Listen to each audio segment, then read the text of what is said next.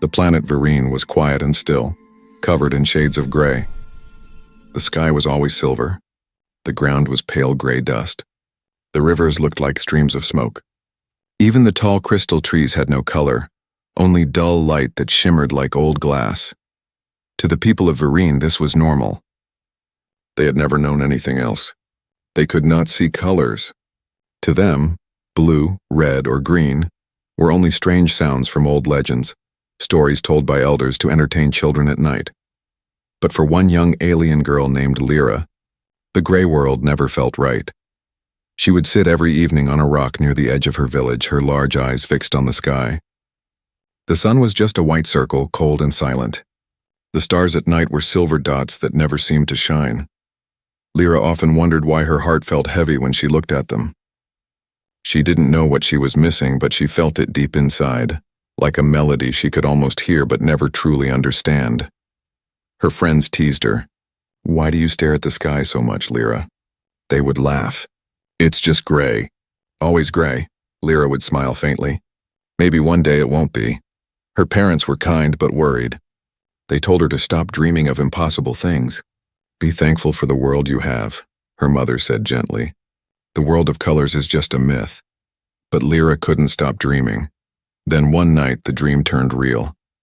The air above the valley trembled with strange light. A loud burning sound filled the sky, a deep roar like thunder but sharper. The villagers ran outside in fear. Something bright was falling from the heavens, cutting across the gray clouds like a blade of light. It crashed beyond the eastern ridge with a blast that shook the ground. A wave of heat spread through the air, followed by silence. The villagers stared at each other, trembling. "The sky has fallen," whispered one of the elders. Everyone was afraid to go near the crash site. They said it was cursed, that it came from another world. But Lyra's curiosity burned brighter than her fear. That night, while the others slept, she wrapped herself in a cloak and walked quietly toward the ridge. The ground still smoked from the impact. The rocks were warm under her feet. Then she saw it. A ship unlike anything she had ever seen. It was shaped like a silver bird, broken and burning from the fall. Strange lights flickered across its surface, soft red, green, and blue glows dancing through the smoke. Lyra froze. The colors moved like living spirits. She blinked hard, rubbing her eyes, thinking she was imagining it. But no, the lights were real. They shimmered and pulsed, glowing brighter in the darkness, and then she heard a sound, faint, weak, but human. A voice. "Help. Someone, please." Lyra's heart jumped. She stepped closer, pushing through the steam until she reached the broken door. Inside, she saw a figure, a man badly hurt lying near the glowing panels. His skin looked strange, soft and pale.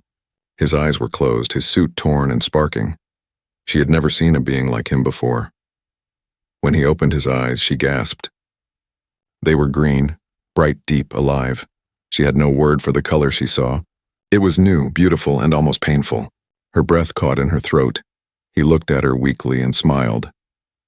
"You're not human," he said slowly, his voice tired. Lyra shook her head, still staring into his eyes.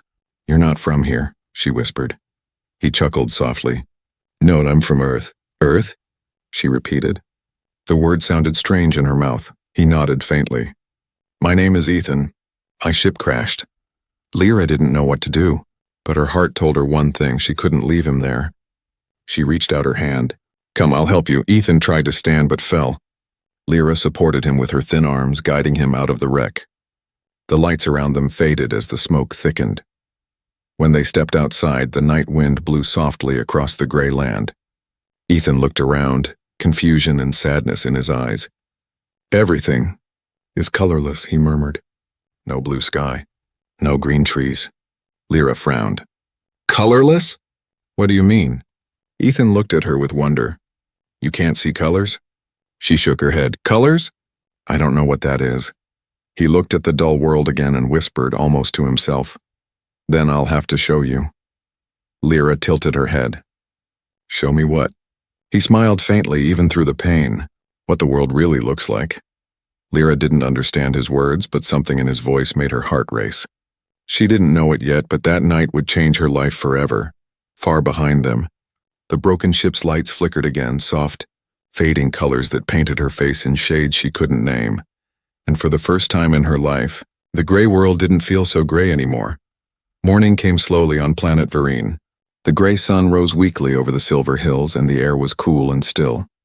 Lyra sat beside the human named Ethan, who was lying near the crashed ship. He was still weak, his face pale, his breathing soft. She had brought him water from the nearby stream and wrapped his shoulder with cloth made from her robe. He opened his eyes and smiled when he saw her. "You stayed," he whispered. "Yes," Lyra said softly. "You fell from the sky. You are hurt." Ethan nodded slowly. "I'm lucky you found me." Lyra looked at him curiously. His voice sounded strange but gentle. His eyes, those mysterious green eyes, were like nothing she had ever seen. They glowed softly, full of warmth. She couldn't stop looking at them. "What are you?"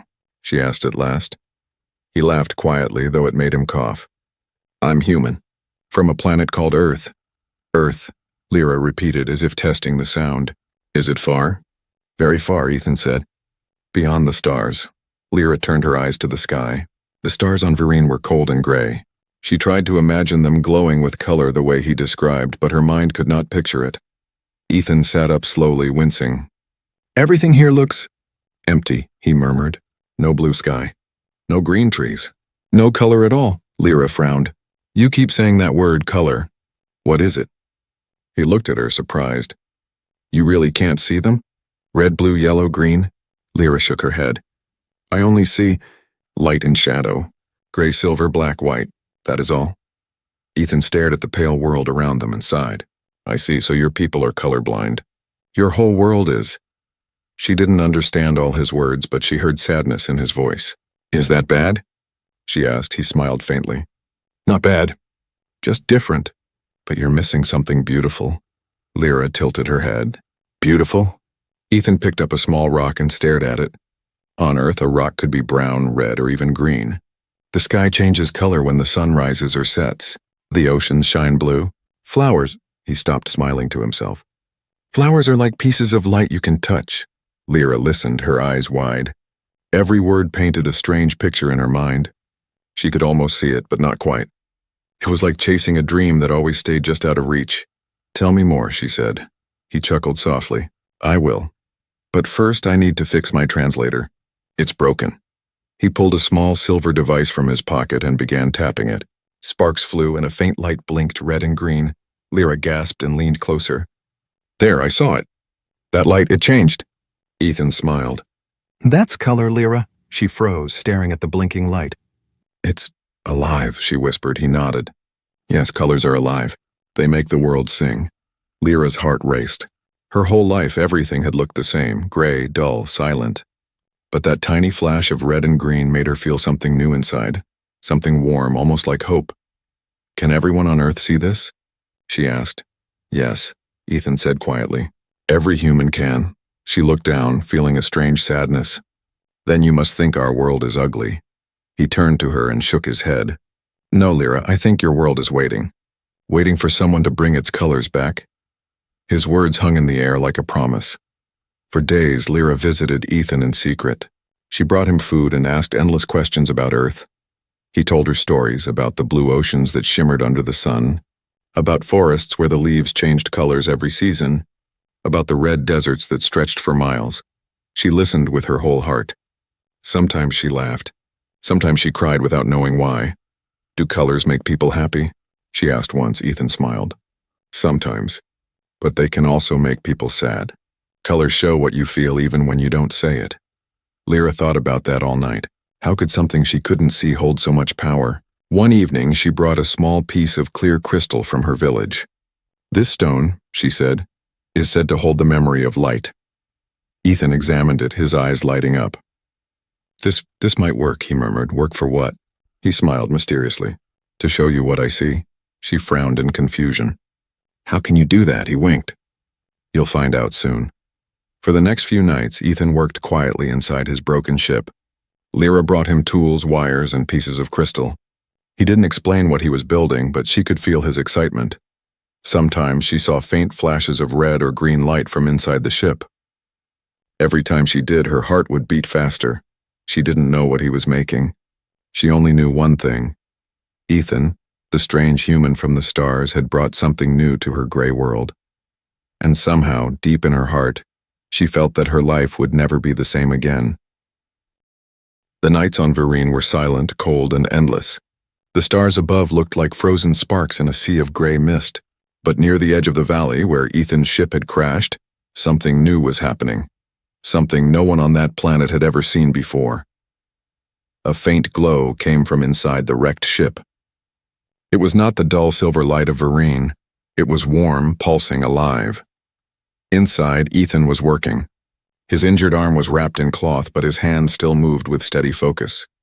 Small sparks danced around him as he joined wires, melted glass, and adjusted tiny lenses made from the alien crystal Lyra had brought. Lyra watched from a rock outside, hugging her knees and staring through the open hatch. She didn't understand what he was doing, but she loved watching him work. Every time the light flickered, red, green, or blue, her heart would skip a beat. "Ethan," she called softly, "what are you making?" He looked up smiling, his face lit by the strange glow. "A gift." "A gift?" she asked. "Yes," he said. "Something that will let you see the world the way I do." Lyra frowned. "You mean colors?" He nodded. "Exactly." She tilted her head, not sure whether to believe him. "But no one on Vereen can see colors." "It's impossible," Ethan chuckled quietly. "Where I come from, we used to think flying was impossible too, until we did it." His words made her smile. She liked the way humans believed in impossible things. Every night she brought him whatever he needed, pieces of crystal, metal from old machines, even thread from her clothes. Ethan combined everything carefully, testing and rebuilding, failing and starting again. Once the device exploded in a small flash of red light. Lyra screamed and ran to him, thinking he was hurt. But Ethan only laughed, smoke rising from his hair. "Don't worry," he said with a grin. "Science sometimes bites back." Lyra blinked. "Science? It means learning how things work," he explained. "It's how humans build, invent, and dream." "Dreams?" she repeated. He nodded. "Dreams are ideas your heart wants to see become real." Lyra looked at him with wonder. Her people believed dreams were only stories made by the sleeping mind. But Ethan spoke as if dreams were alive, like seeds waiting to bloom. The next few nights passed quietly. Lyra sat beside him, sometimes handing tools, sometimes just listening. Ethan told her more about Earth, about rainbows that appeared after storms and sunsets that painted the sky in fire. "Do you miss it?"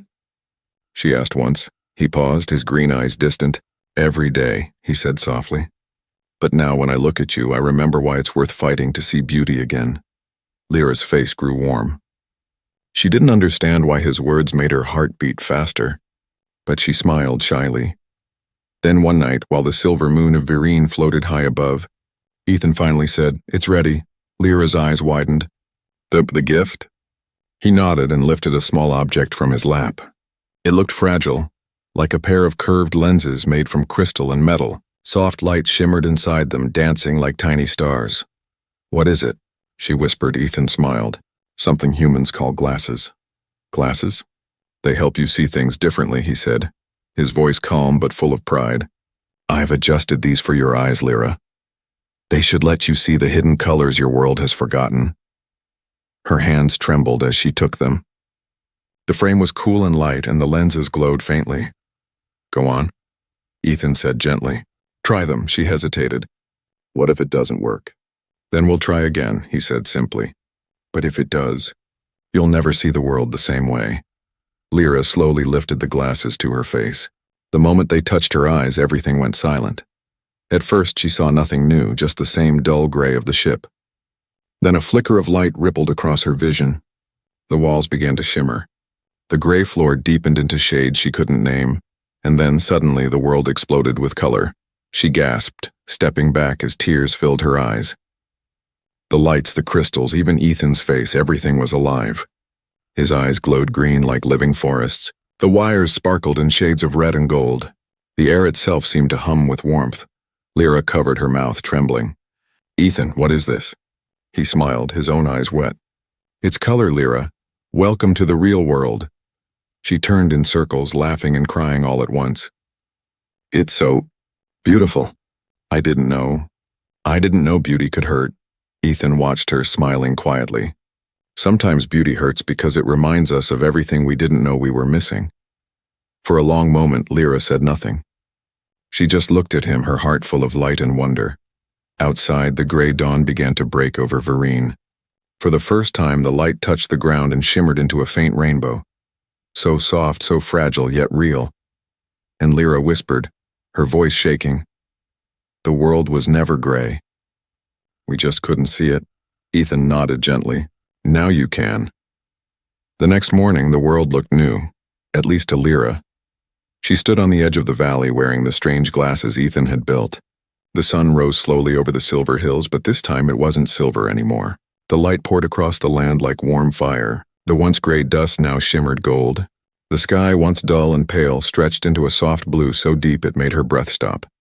She lifted her hands toward the light, watching the golden glow dance across her fingers. It was as if the world had come alive overnight. Her heart raced. Her eyes filled with tears. "Ethan," she whispered. He stood a few steps behind her, smiling faintly. "You're seeing it now. I can't believe it," she said, her voice shaking. "It's so much. It's everywhere. How can something this beautiful be real?" Ethan chuckled softly. "That's how I felt when I first saw space. It changes you." Lyra turned slowly, her eyes falling on him, and gasped again. His hair wasn't just gray like she had always thought. It glowed with warm brown light under the sun.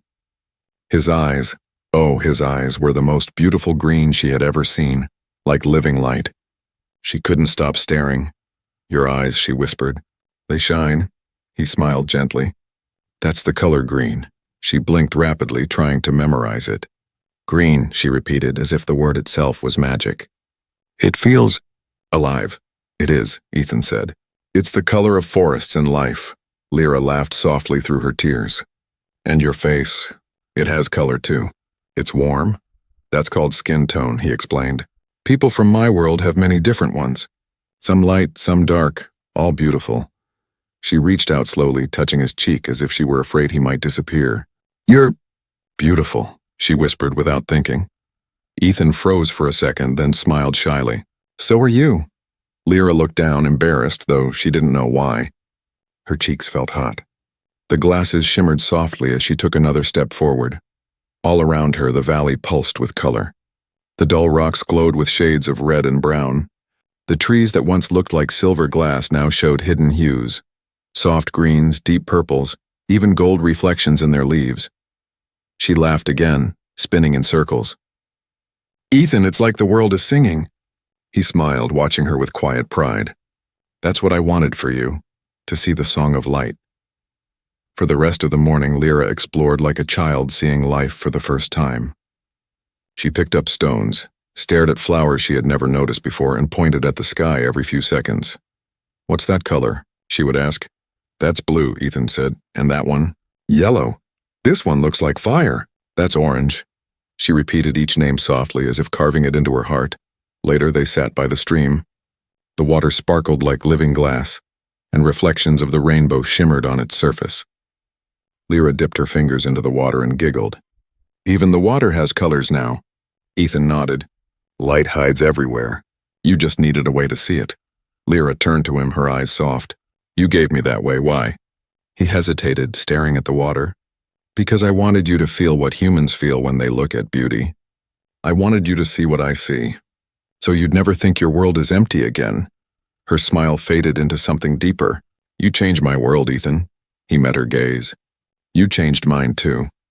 A quiet moment passed between them, filled only by the sound of running water.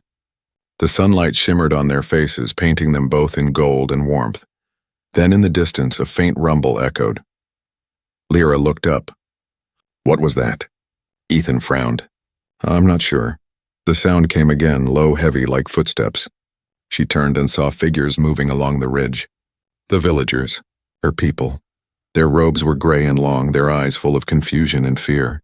The glow from the valley had reached their homes, and they had come to see what caused it. Lyra's heart sank. "They'll see the colors," she whispered. Ethan stood. "Is that bad?" "They'll think it's forbidden. They don't believe in colors. They'll think it's dangerous." He looked at her calmly. "Truth is never dangerous, Lyra. Fear is." She looked at him, then back at the villagers approaching fast. "You don't know my people. They follow the old ways." Ethan placed a gentle hand on her shoulder. "Then maybe it's time the old ways changed." The villagers reached the edge of the crash site, staring at the glowing valley, the colorful trees, and the strange human beside Lyra. Murmurs filled the air. One of the elders stepped forward, pointing at Ethan. "You! What have you done? You have broken the laws of the sky." Ethan stood tall. "I only showed her the truth." Lyra held the glasses tight, trembling. The colors around her shimmered with fear and light. She didn't want to lose this gift, not now, not ever. As the elders stepped closer, demanding answers, Lyra whispered to herself, "I won't let them take it away." The world was no longer gray, and she was no longer blind. And somewhere deep inside, a spark of courage began to rise, bright, unstoppable, and full of color. The valley that once slept in silence now shimmered with light. Colors rippled across the land like living fire.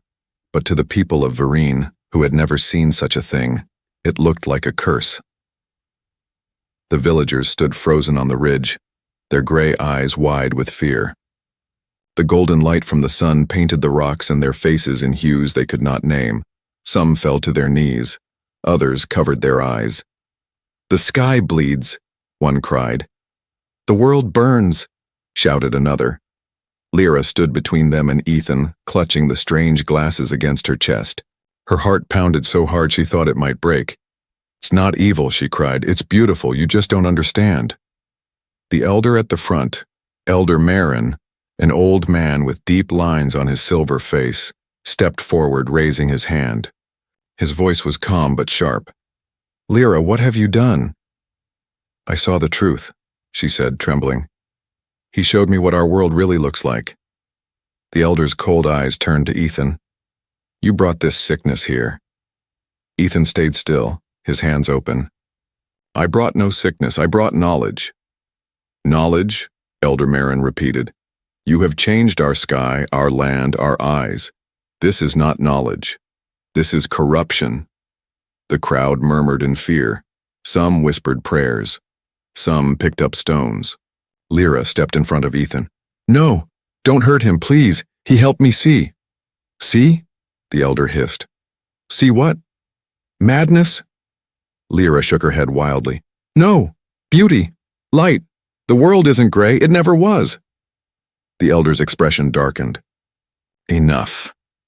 He raised his staff and a cold wind rushed through the valley. The villagers stepped closer, forming a circle around them. Ethan placed a hand on Lyra's shoulder. "Stay calm," he whispered. "We can talk to them." "They don't want to talk," she said softly. "They want to erase what they fear." Marin pointed his staff at the glasses. "Give it to me, Lyra." She clutched them tighter. "No. You don't understand what you hold. It will destroy you." "It gave me life," she shouted. "It made me see. Don't you want to see too?"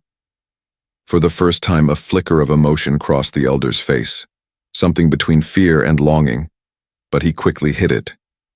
Sight is not worth losing peace. Our world was calm, silent. Now it burns.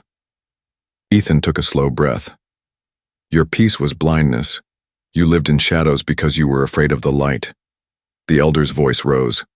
"Silence, human. You do not belong here." The crowd surged forward.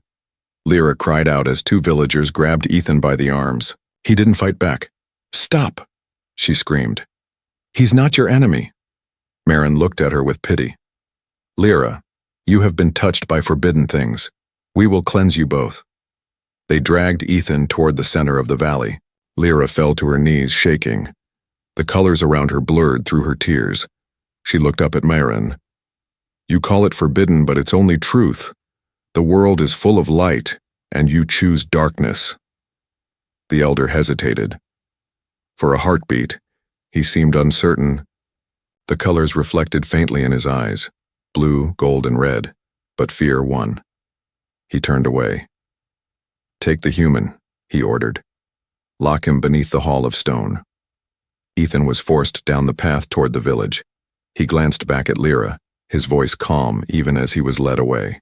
"Don't give up," he said softly. "Once you've seen light, you can't forget it."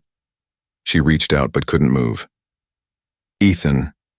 He was gone. The villagers left, taking their fear and anger with them.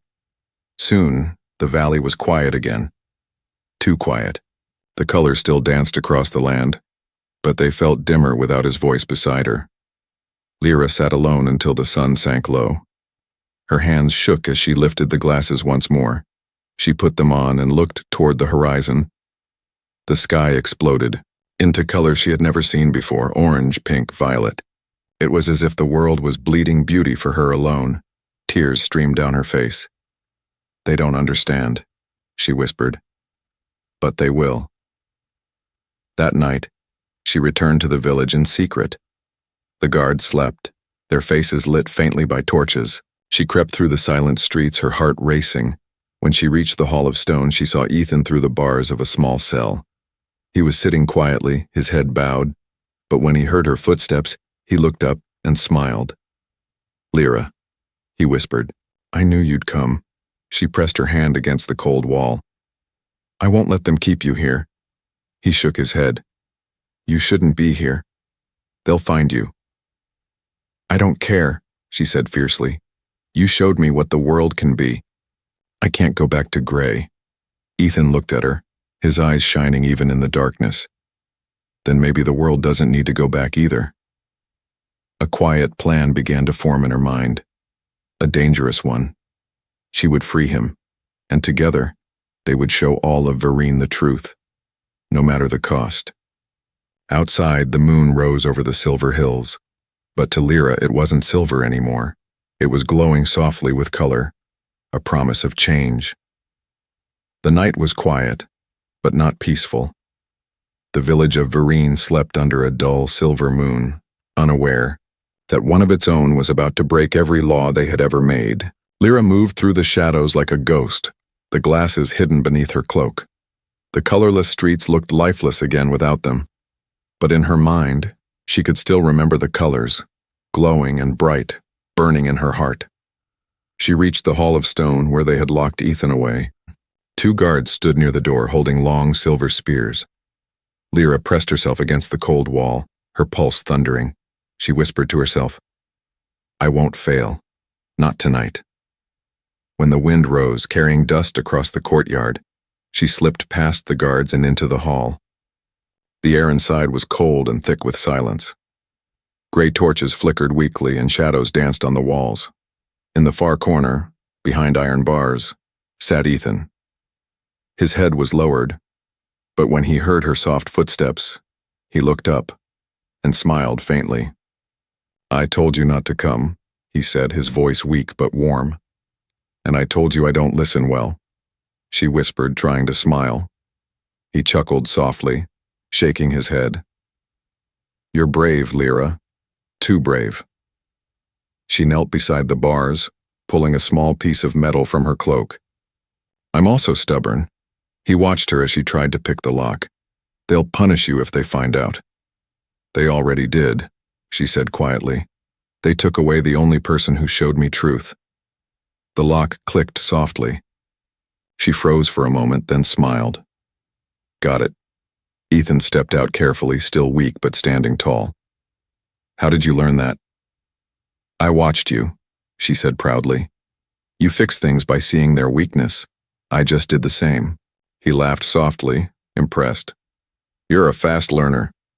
But before they could move, a sound echoed down the hall, a slow, heavy step.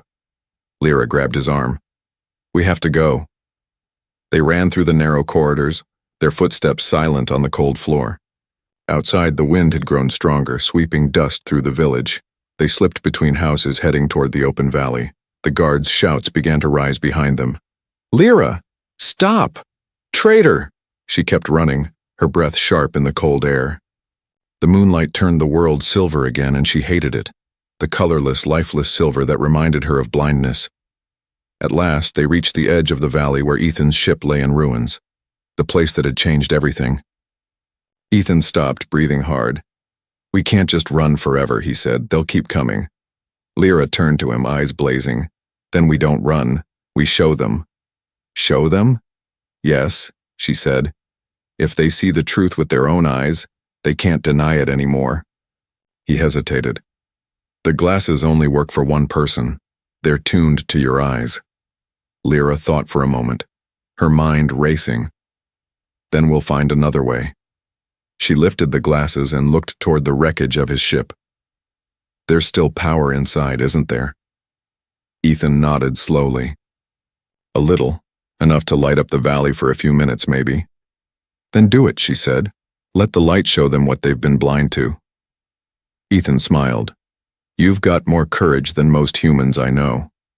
He limped toward the ship, pulling open a cracked panel. Sparks flared, and faint colors began to flicker through the wreckage. He connected wires, fused crystals, and adjusted a glowing core deep inside. Lyra stood nearby, watching the first hues of red and blue flicker across the valley walls. It looked like dawn, an early sunrise breaking through endless night. Behind them, the villagers arrived, shouting and pointing their weapons. The elders stood at the front, faces twisted in anger and fear. Lyra, cried Elder Marin, stop this madness. She turned to face them, her voice steady. It's not madness, it's truth.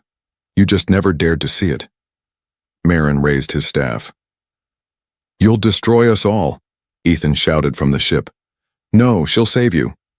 He pressed a final switch. A burst of light exploded from the wreckage, brighter than any sun. The entire valley lit up in waves of color, reds, golds, blues, greens. The mountains shimmered.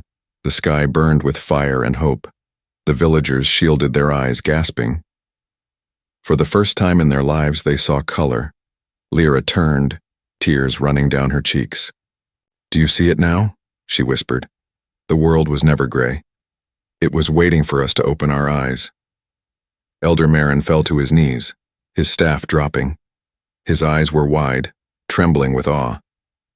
It's beautiful, he said softly. The other villagers murmured, their fear fading into wonder. Some began to cry.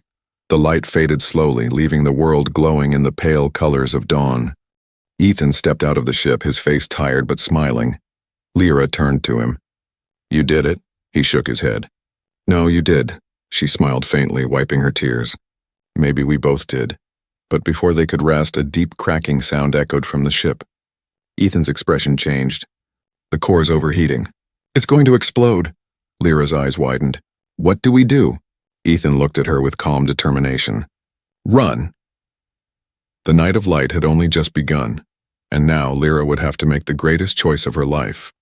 The light still shimmered across the valley, fading into the cool silver air. The once gray world of Virene now glowed faintly with color, soft greens, pale blues, and golds that clung to every rock and tree like whispers of a new beginning. But inside the wrecked ship, something was going wrong. Sparks burst from the broken panels. The glowing core that had given color to the world was burning too bright. Ethan looked at the control screen, his voice sharp. It's overheating. The containment's gone. Lyra grabbed his arm, then shut it down. I can't, he said. If I try, it'll explode faster. The only way to stop it is from the inside. Lyra's eyes widened. No, you can't go in there. You'll die. He smiled gently, that same calm, kind smile that had changed her world. Someone has to. If the core explodes, it'll destroy the whole valley. Maybe more. Lyra shook her head, tears already forming. There has to be another way. There isn't, Ethan said softly. But you... He touched the glasses hanging around her neck. You have to live. You have to keep showing them what I showed you. No, she whispered, gripping his hand. You can't leave me. I can't see the world without you. He smiled sadly. You can, Lyra, you already do. Behind them, the villagers were gathering again. The colors in the air had left them speechless. Some knelt in prayer, others just stared in awe. Even Elder Marin stood frozen, watching the once dead valley breathe with light and life. Lyra, Ethan said, his voice steady now. Listen to me. Color isn't just light, it's hope. As long as you believe in it, it never dies. She shook her head, trembling. Then I'll believe for both of us. He looked at her for a long, silent moment and then whispered, You already do. And before she could stop him, he stepped back into the ship. Ethan, she screamed, pounding on the metal as the door sealed shut. Through the small window, she saw him move to the glowing core, his hand steady, his face calm. The ship began to tremble. The light inside pulsed faster, brighter, red, blue, green, gold, all merging into one blinding white glow. Lyra fell to her knees, tears streaming down her face. "Please," she whispered. "Please come back." The sky split open with light. A wave of color rolled across the valley, rising into the heavens like fire and wind combined. The villagers shielded their eyes, crying out, but Lyra didn't look away. She watched. The explosion wasn't fire. It was light. Pure, endless light that painted the clouds and rivers, filling every corner of Vereen. It washed over her face, warm and gentle, like a final touch from the one who had given her sight. When the brilliance faded, the valley was still. The wreck was gone, nothing but glowing dust scattered in the wind, and Ethan was gone too. Lyra stood slowly, her legs weak, her heart heavier than stone. She lifted the glasses, now cracked but still faintly glowing, and placed them over her eyes. The world around her burst to life again, soft and bright, alive with the colors Ethan had given her. Behind her, the villagers began to whisper, "The light. It's beautiful. Is this what she meant? It feels alive." Elder Marin stepped forward, his face lined with awe and regret. "Lyra," he said softly, "we were blind. We feared what we did not know. But now," he looked at the sky, where faint colors still danced in the clouds. "Now we see." Lyra turned to him, her voice breaking. "He gave his life for this. Promise me you won't let it fade." Marin bowed his head. "We won't. From this day the people of Vereen will honor what he gave." Lyra nodded slowly, then looked toward the horizon. The first true sunrise was beginning to rise, a golden orb that poured warmth across the land. For the first time in her world's history, the sky was blue. The fields glowed green. The rivers sparkled silver and gold, and as the light touched her face, she felt it. He was there somehow, in the wind, in the glow, in the colors that now painted everything she saw. She smiled through her tears. "You did it, Ethan," she whispered. "You gave us the dawn." The villagers gathered around her, their gray eyes now alive with the reflection of color. The children laughed, pointing at the glowing sky.